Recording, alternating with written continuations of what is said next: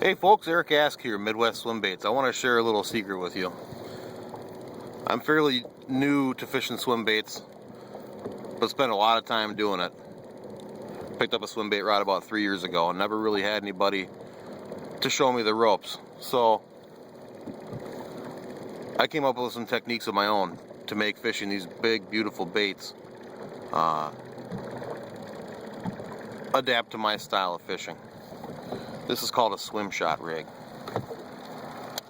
This is something I like to do once I've come through one of my deep hard spots, either throwing a football jig, a Carolina rig, a drop shot rig, deep diving crankbait, whatever your deep water bait of choice is.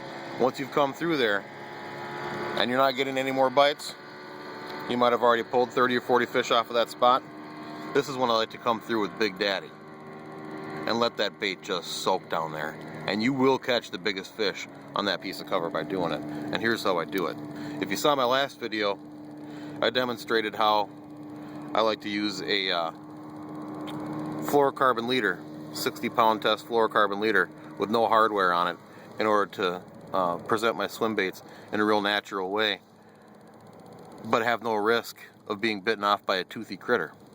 Well, come to find out, this serves as a benefit in more than one way. In this case, I've got a Matt Lures floating U2 gill rigged up on here. This is a topwater dead stick bait. That's how it's meant to be fished.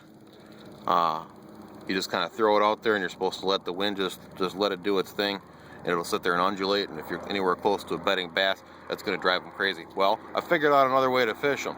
And this isn't the only bait I do this with. I actually, more often than not, like to use this technique with a hard jointed swim bait, like for example a Matt Lures hard gill floater.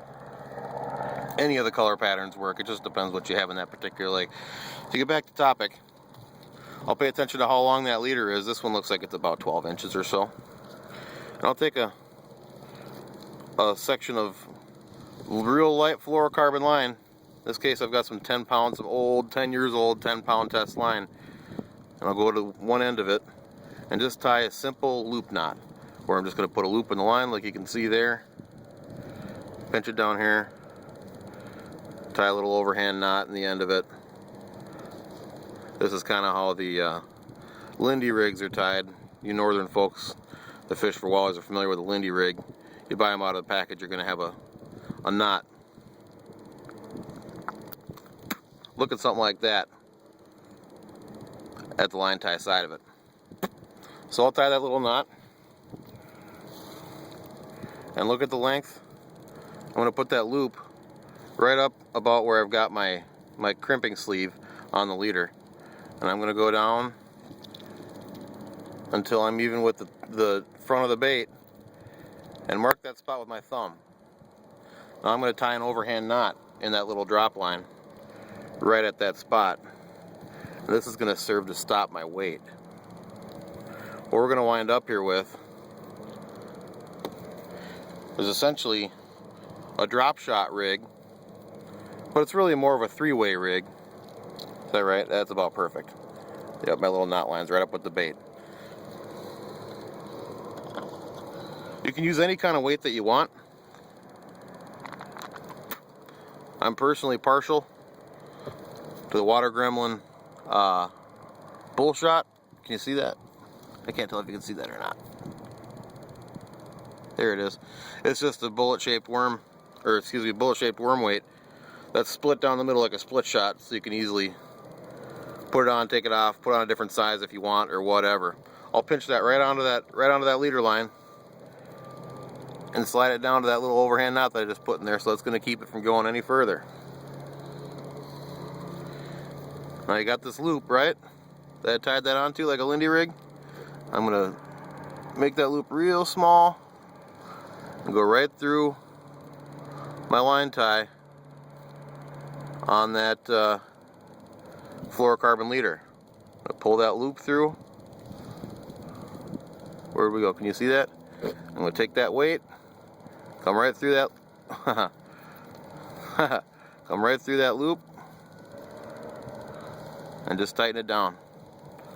Now what's going to happen is, as it's hanging, that weight is going to stay just above the bait. So now when you're casting, you're not going to be damaging your $60 fishing lure. This one's not 60, it's a $12 bait or something.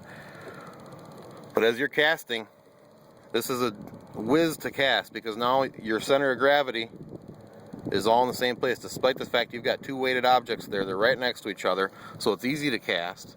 And when this thing gets down to the bottom, hopefully you can see this. Yeah, I think that's about right. I've got basically almost 2 feet between that bait and where the bottom's going to be. You fish it in the same spot as any drop shot rig. The reason I like to use a lightweight drop line for that weight is because that's the part that's likely to get hung up. You get hung up down on your deep rock pile, pink, you break that little sucker off, you still got your expensive bait. Some people say, well, what about when it gets twisted up? Because that's going to happen sometimes. When you're going to cast it, it's going to get all twisted up like that. Well, guess what? Since the weight is weighted and the bait floats, this thing gets down to the bottom. This isn't really the best demonstration of it, but it usually doesn't wrap up that many times. But that thing gets down to the bottom.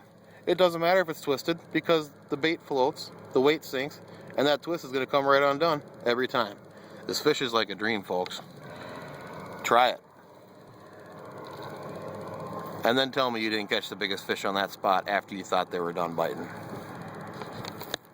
Enough talking, tight lines. I gotta go fishing. Bye.